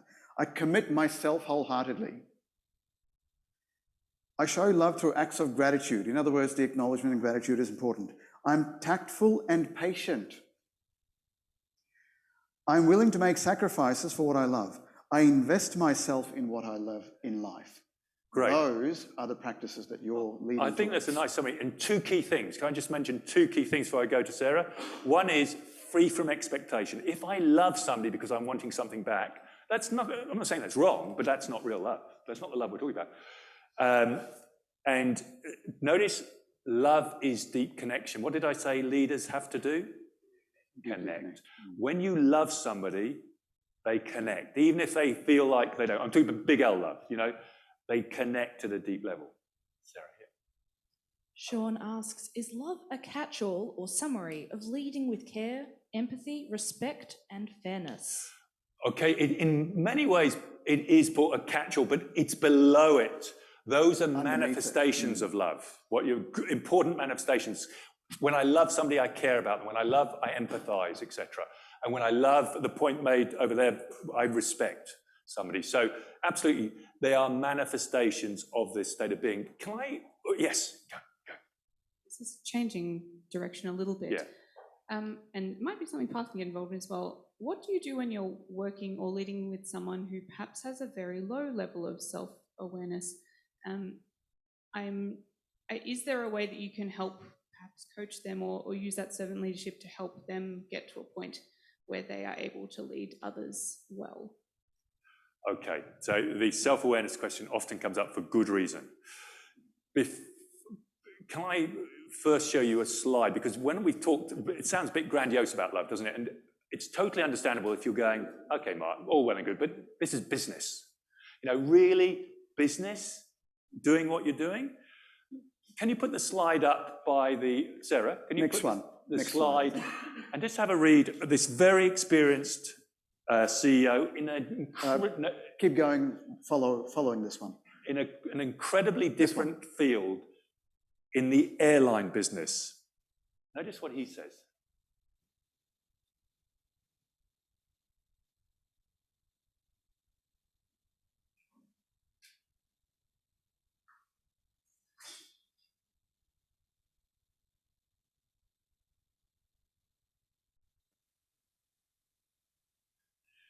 funny that, isn't it? It becomes obvious when you put it like that. How could we have not realized it? Because when we do it, we can only come from a being of fear and selfishness or a being of selflessness, and we all will oscillate between the two. But when I'm leading somebody through fear, I limit everybody. People are scared. When you are scared or anxious, does your performance get better or worse? What do you reckon? It gets worse, doesn't it? When you feel safe, when you feel loved, in big L terms loved, do you tend to perform better? I generally say we do. It becomes obvious when it's like that. Now, that doesn't answer your very important point about self-awareness. So you've got somebody who's not very self-aware. It sounds like they might cause problems. You know, I think most of us have that experience or currently are living that experience. So the question then becomes what type of leadership, and maybe servant leadership isn't the type of leadership to apply. I mean, if they lack self-awareness and where their behavior is not good and their intention's not good, that then becomes a very different situation. If their intention's poor, maybe you're talking about something completely different. Maybe they need to leave the organization. But people can lack self-awareness and have good intention. If their intention's good, well, when we care about somebody, we're going to serve them as a leader irrespective. Can I increase their self-awareness? Would it be great if they did? But as a leader, you're in a difficult situation to do that because inevitably the relationship comes with a certain context, which makes it hard. So using a coach, for instance, can be one way. I do a lot of coaching around that where I'm brought in to do that, or even sending them on a program, and the programs I run because the importance, they're leadership courses, always leadership courses. That's what they're called, but they're really first self-awareness courses. And given the right situation, it's amazing how much you can boost people's self-awareness. I would argue that changing mindset boosts self-awareness, and that most of us here have had a chance to change our mindset a bit more and gain a bit more self-awareness about areas which are important. You know, only two fundamental states of being, love and fear, etc. So I would say, think, is service leadership relevant? And if it is, don't worry about changing their self-awareness yourself, but if it is important, and if they're a leader, it becomes very important because they're affecting and potentially hurting others in the process if they're not self-aware, then look at ways to boost their self-awareness. And that's outside this topic we're talking about. Does that answer your question? Right. Mark, it's been great. There is one more question. I've got one final question for you, but go ahead, Elaine. Microphone for Elaine, please. I've seen this happen in some organizations where leaders very much lead by fear. Yes. Is there a way to turn that around? Can they flip the coin? Or is it a lost cause? Okay, it depends who you are. So can you give me a bit more? So I think we've all know of, at least if not have experienced that. When you say turn it around, who turn it around? Can the leader turn it around? Can they turn around from fear and flip that coin to the love? So the leader who's leading out of fear, can they tip? Absolutely. Can they walk in tomorrow and change the... Absolutely they can. It depends. If they're conditioned to do it a lot, then it's a big change. And it may take an extreme life experience sometimes to change it. But there are people who've had extreme life experiences, near-death experience, who fundamentally change how they operate. Now, hopefully, we don't need that to lead better. If you're in the organization and your leader's like that, it's very hard to change your leader. And I would suggest probably the best thing is to leave and find a new leader. But for them, yes, it is possible. And it is important. Mark, I have an example of one such person. And Godwin, I'm going to talk about Mr. BT, right? And the concrete manager. You talk about leading by fear, and you know how I said at the start of this, that example that I gave of all these people that we brought back into being part of the team. But when we approached for help, we just got told to just go and do it. It's your job. It's your problem. Deal with it, was what we got told. And that particular leader used to lead by fear a lot. I say, you do What part of that don't you recognize? You know, that I'm not even using the right tonality because it's not appropriate. But I will tell you this, that person actually had the right intention, because I know that person, after they did the plant manager role, a completely different external aspect of it that I realized. That's all they knew. They responded that way because that's all they knew. You know, those of you who've done any continuous improvement learning, William Edwards Deming said this, and I completely agree with him. 98% of the time, the root cause of a symptom, a behavior, something external, is not the person, it is the system or process or the knowledge. Occasionally, that 2%, you know, when we talked about that 2%, the intention is bad. Yeah. I get that. But this person wasn't that.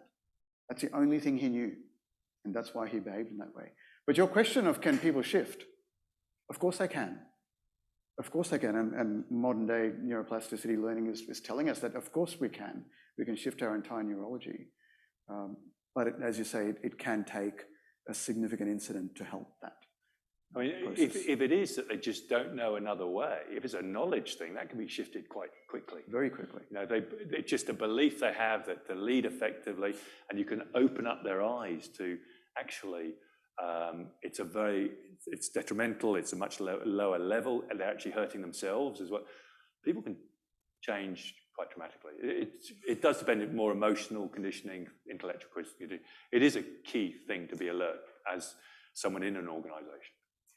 So I'm going to ask the audience as, we have a question at the front. Oh, sorry. Oh, yes. Just one quick question. Yeah. I'm interested in hearing your opinions on boundaries with servant leadership. Yeah. And where and how to enforce them if you are still trying to serve the people who work for you. Right. I mean, boundaries are very important. Are you remembering that service is, as we're describing, is a deep care for another human being, and that happen to be in your staff? And when I'm sort of getting a sense, but can you just give me an example of where you're thinking about in terms of boundaries? I'm thinking about if your intention is to serve those who work for you, but people are so different and so varied in their needs, and some people suck a lot more out of you, and how do you put appropriate boundaries in there while still trying to elevate them and serve them? I'm just interested. That's a great question, because we all have a finite amount of energy, don't we? You know, and actually selflessness, one of the reasons we can't stay there the whole time is because we don't have the energy. We've got to look after ourselves. It's a bit like in the airlines again, you know, when the masks come down, what do they say? Put the mask on yourself first, you know. So the boundaries, you want to serve others, but you need to look after yourself as well, because otherwise, if you fall over, you're not going to be able to help anybody. And we have a limit, and you will fall over. We all will fall over if we keep doing it forever. So it's serve them and be alert to what's happening in terms of the energy they're sucking. And I worked with somebody who talked about people who are vacuums. You know, they just immediately resound to you. There are people like that. I've got someone called Hoover on my team. You're right. Okay, there's a nickname Hoover. So with those, just be alert. That can be an intentional problem. We said intention is much more important than behaviour. And just to put it succinctly, if somebody's behaviour's poor but their intention's good, then we lead them. Why would we do anything else? You know, we all make mistakes, but their intention's good. But if somebody's behaviour's poor or good, and that raises some bigger questions which we haven't got time to talk about here, but their intention's poor, it's very appropriate not to lead that person. Now it's appropriate to performance management, to go, okay, you need to sort yourself out now, get to this level, otherwise you're out, sort of conversation. So it may be that a couple of people are thinking about, if you feel their intention's bad, they're lazy, they have a poor attitude in terms of they expect others to look after them, they're not prepared to take responsibility. It may be you're bordering now on an intentional issue. Now, any form of leadership can be put aside, and management tends to be it has to come in. Does that answer your question? I have another kind of angle on it to reinforce what you said. The clearer we are about our own boundaries, the clearer we can be about others' boundaries. Clear boundaries are vital. And I'll give you an example, right? Theo, he's got some very clear boundaries when if you know, around, I'm not talking about, you know, other stuff, but I'm talking about like when you're with your kids, we know you're with your kids, and therefore taking up too much of your energy, or when you're on that particular task, you actually set very clear boundaries. And the clear boundaries are along the lines of time. Clear boundaries can be along the or place. Time and place clear boundaries really help. And the purpose of clear boundaries is to know that we have the freedom to play within those. And the clearer we are around our own boundaries, the clearer we can be around creating those clear boundaries for others. I hope that helps as well. Can I just take a moment, because I just want to make sure the people who are with us virtually have had a chance to ask questions. If you've got any questions, please put them through and Sarah will highlight them. So are there any at the moment, Sarah, or are we good? Yes, please read out the comment. That'd be great. From Chris, for some leaders, or many, letting go of ego may be a barrier to genuinely serving their people. The notion of them not being the most important cog and them actively supporting or nurturing and celebrating others by sometimes getting out of the way is quite a shift. And that was, do you say Chris, is it? Yeah, Chris. Yes. Chris, I'd agree. Yeah. I mean, ego, the job as a leader in many ways is to reduce our ego. It is impossible to get rid of the ego. Don't try to get rid of our ego. But having a big ego is a barrier against leadership, because it's not hard to see that self-awareness underpins leadership, if you agree with this. And I'd say hundreds of thousands of people around the world, cross-country, will agree with this. Then what's a sign of somebody who lacks self-awareness? Well, what do you call somebody who's clear of their strengths, but doesn't see any of their development areas? What sort of descriptor would you give? Yeah, okay, yeah. Right. The comment was Donald Trump. Yeah, and what else? So what would be a characteristic? So, and he might well sum it up for us. What might be a characteristic? Someone who's, because they think they're better than others then, because they can see everybody else. Arrogant. If somebody is arrogant, they cannot lead. Not possible. What's the opposite quality to arrogance? Humility. We've taken 2,500 years to learn the lesson that all the great gurus told us, whether it was Jesus Christ, Muhammad, Moses, Buddha, Lao Tzu, Confucius. What was the one thing that they said they were? What's one word you can? Humble. We cannot lead if we're not humble. Humble does not mean lack confidence. You can be very confident and humble, but humility, to know that we are no better than any other person. Fundamentally, no better. So, very important point. So, Mark, we're coming to the end of our 2-hour period, but I want to ask a key question. If you're online, type in something like heck yeah or yes, something like that, yeah? Quick question for all of us. Have you learned something about servant leadership? At least one skerrig of new information around servant leadership that you did not know before you came in? Quick show of hands for yes. Yes, we did. So Mark, I have to say thank you very much for that topic around servant leadership and service leadership. I'm also going to point out this book, and the book's called Motivational Leadership by Mark Oliver. And in your authority, I've got one final question. I know there's many questions that we may have. For those of us that are in the room, feel free to stay on and network and continue to ask Mark or I any questions that you may have. But I've got one kind of final question, and that is this. And in this book called Motivational Leadership, Mark, you talk about the myths of leadership. Yeah. You talk about the 10 myths managers must debunk to avoid a disengaged, dissatisfied, or unproductive workforce, yeah? I've got one here, which this kind of gets me every time I talk about it. To be a good leader, I have to be charismatic. Yes or no? No, because they're two different things. It's often out there we get this association, but to really be a good leader, you've got to be charismatic. Would you agree you could be highly charismatic and a good leader, or highly charismatic and a terrible leader? Would you agree with that? Would you agree that you can have people with no charisma who are superb leaders, and people with no charisma who are terrible leaders? you've answered the question. It is an independent thing, which is just as well, because leadership is highly trainable, but charisma is not highly trainable. You can train it a bit, but don't worry about it. Some people tend to be a bit more charismatic than others. Don't worry about that. Focus on leadership. And that is the thing that is so important for all of us and this world, is to demonstrate more self-leadership, so we increase the pool of leadership out there. We have a world of management and thinking, which is really important, and science, which is important. I'm a scientist. I'm a big fan of science, which is often used poorly, and people believing that science, tells you things. Science never tells you. It helps you think better and make better judgments. But there's that. But leadership is different. And Colin Powell summed it up beautifully. He said, leadership is the art of accomplishing more than the science of management thinks possible. Management is important and it will take us so far, but leadership will take us and those around us far further, and all of us can improve our leadership without exception. I hope you agree with that. I mean, certainly, I think that is a key point. Beautifully answered. Thank you.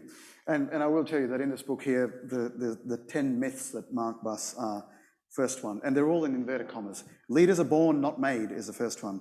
To be a good leader, I have to be charismatic is the second one. My people are naturally resistant to change is a myth, but we'll talk about that in my third of the innovative talks. We lose good people because we don't pay enough. It's impossible to motivate unmotivated staff. It's like that self-awareness question that you asked. That's a myth that you bust. My managers must have the technical expertise to lead their teams. This is that management and leadership scenario. We don't have time to innovate. Oh, big one. I have to treat all my people the same to be fair. Cool one. There's nothing I can do about the stress in my role and my people's roles. So now you're getting deeper and deeper into being the leader, being the servant leader. We can fix our leadership issues ourselves without outside help. What a beautiful set of myths to bust. Highly recommend the book, Motivational Leadership by Mark Oliver. Thanks, Garth. Everyone online and also those of us in the room, could we please give Mark Oliver a big round of applause? Thank you very much, guys. Mark, thank you for sharing those insights into service leadership and servant leadership. And for those in the room, please feel free to stay on and connect. And we will be sending you some communications after this session, if you're online or in the room, with a bit of a feedback link. So feel free to do that. I don't have the feedback QR code here, but we'll send that to you. We love your feedback. We love to continuously improve the services and the value that we provide. So from me to all of you, I'd love to say thank you. I'd also like to say thank you to, as Theo, as you said, to the people behind the scenes. I know, Lauren, you put in a stack load of effort to kind of make this happen. Clint in the background. I can't thank you guys enough. Michael for helping us at the door, and Sarah for managing our Zoom session while we're here today, and Mike Valentine, who's online, who's co-hosting the Zoom session as well. So once again, everyone, thank you very much. Give yourselves a round of applause. I look forward to seeing you next time. And Sarah, if you could end the Zoom session, please. Thank you very much, those who've watched virtually and everybody who's here. Thank you. Thanks, everyone. Just waiting for the Zoom session to end. I want to announce one thing. Sarah, just let me know when you've closed the Zoom session, please.